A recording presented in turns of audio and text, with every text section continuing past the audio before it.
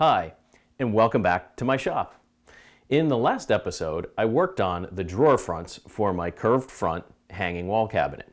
In this episode, I'm going to show you how I actually construct the drawers, which is a little bit of a unique process given the curved fronts. I've gone ahead and made the first drawer on the left side here, and you can see when I pull that drawer out why that this is a little bit of a unique process. The angles on that drawer front are not 90 degrees, so when I'm hand cutting these dovetails, I need to account for that in the process. If I go ahead and pull apart the joiner, you can see that this is definitely a little bit of a unique dovetail. For one, I had to put an angle at the edge of this side piece here, and then the dovetail sockets themselves are actually cut into the board at an angle as well. So in this episode, I'm going to show you how I went about accomplishing that. My first step is to determine what that angle is between the side of the drawer front and the back, because that's where the drawer side needs to intersect.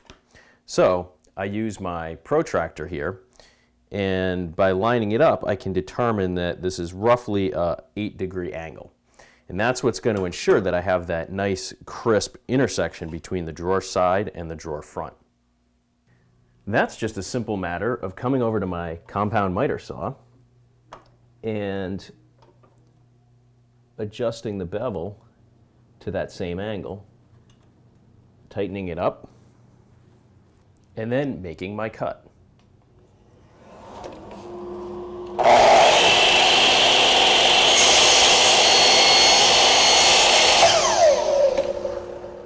I've gone ahead and marked that side so that I know where it lines up relative to the drawer front, and then I need to go and repeat the same process for the other side of the drawer, because as it turns out, it's not exactly the same angle. Now that I have those angles cut properly, my next step is pretty standard to any set of drawers. I just need to mark the depth, because these are going to be half blind.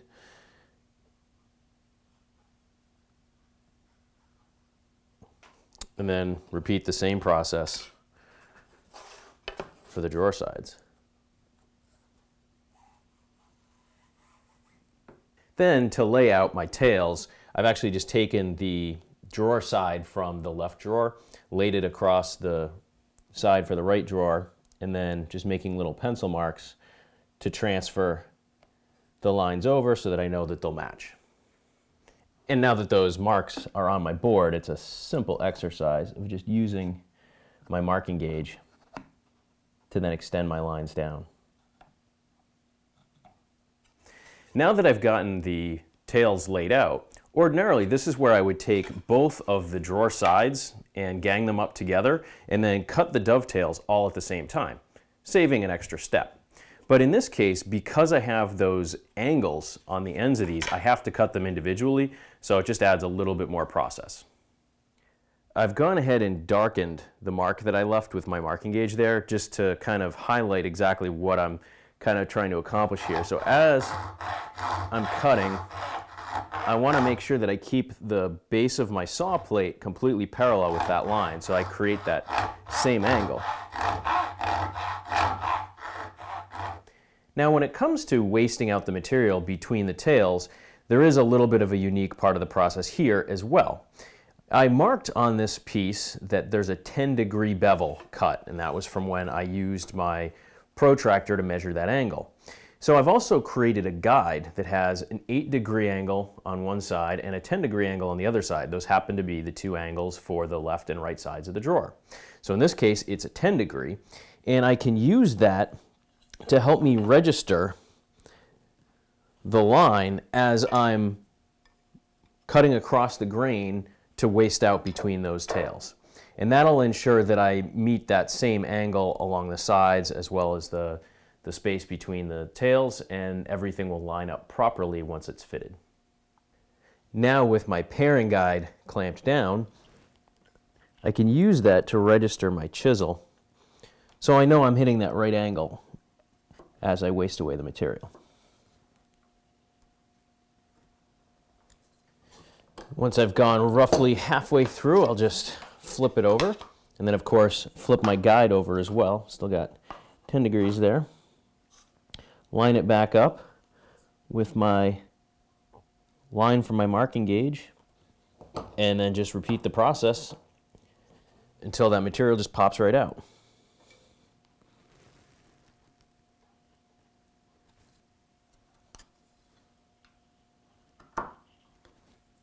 And just like that, I've got that perfect 10-degree angle.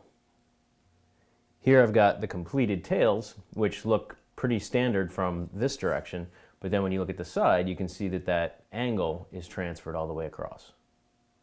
Now it's time to transfer my tails to the pin board.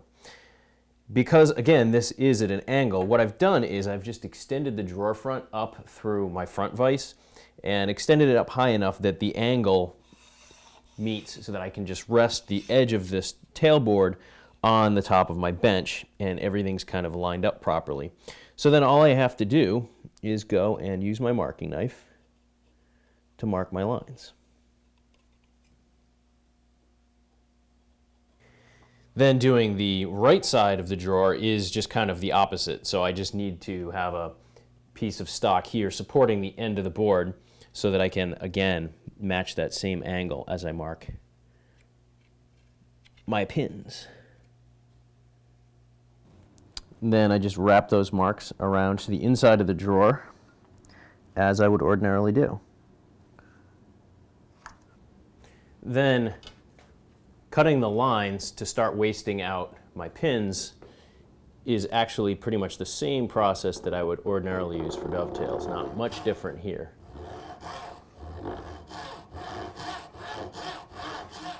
Now that I've got those lines cut, my next step is where my guide is going to come in handy once again. So I'm starting off, this is the right drawer, the right side. So I go and I look. The right side of my left piece is the 10-degree angle. So I get the 10-degree side of that guide ready, and then I just line it up along my line on the front board and then lock it down. With my alignment guide all locked down now, it's simply a matter of wasting out that material with the back of my mortising chisel registered directly against the guide.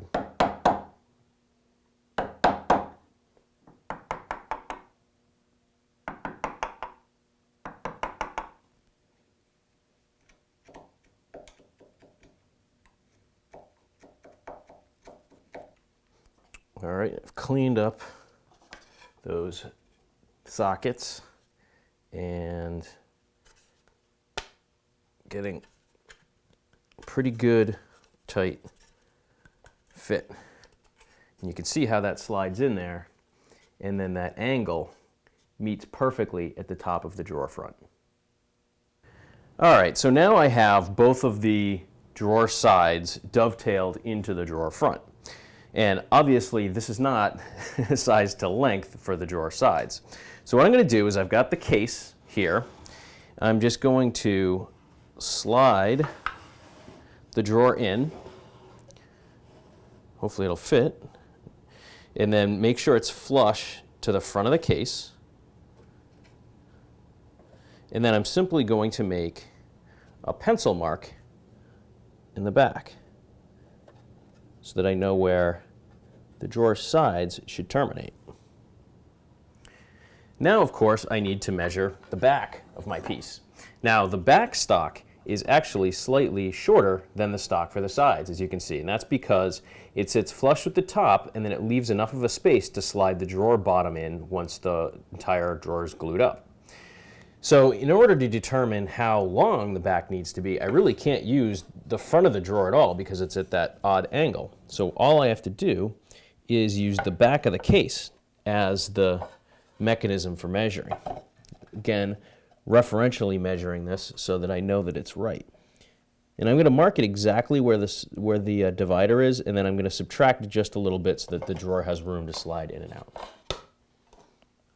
So laying out the dovetails for the rear of the drawer is a fairly straightforward process. In fact, I just used one of the side pieces from the left drawer that I already cut and just transferred the marks so that the dovetails will actually be symmetrical left to right. And because this is a standard through dovetail in the back, I can actually cut both tailboards at the same time by ganging them up and cutting them simultaneously.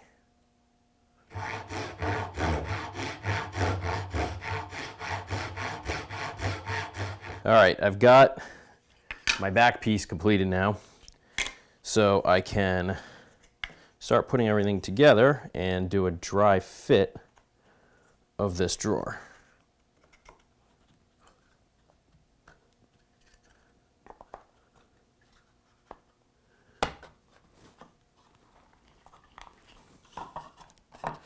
So here's the drawer, and let's see if it actually fits. Oh, look at that. Got lucky. And it is actually pretty flush with the back as well, so that's working out pretty nicely. Now, if you recall back to the original drawer, I now need to put in a drawer bottom, because a drawer without a bottom is kind of useless. So going back to the original drawer that I created first, you can see that there's a groove cut in the bottom of the front and both the sides. So I need to cut that groove, and that's where setting up the dovetails and the pins in the right spot means that I don't have to do any stopped grooves. I can just run them straight through my router table.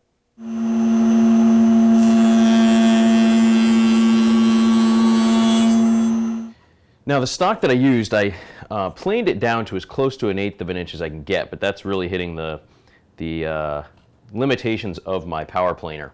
So it's still a little bit too thick. I can't quite slide it in. So I'm just going to use a plane. I'm just going to mark really quickly which edges I need to reduce a little bit. So I don't have to plane the whole thing down. I just need to plane down those edges so that it'll slide in. It'll save me a lot of work. And I'm just going to use a block plane because most of this work is cross grain.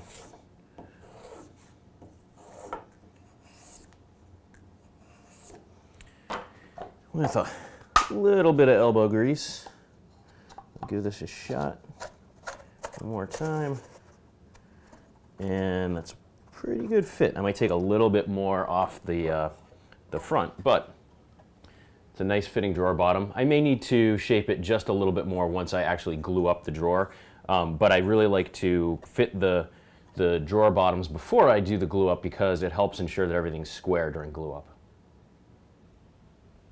Well, I went ahead and also completed the middle drawer, which is square, so it's actually a relatively straightforward piece of the project. So now all three of my drawers are dovetailed. Next, I'll just go and glue them up and then tune them up so that they fit nice and tight inside the case. So after that, I have a couple of things to consider with regard to adding a little bit more detail to the piece. So I'll start working on that in the upcoming episode.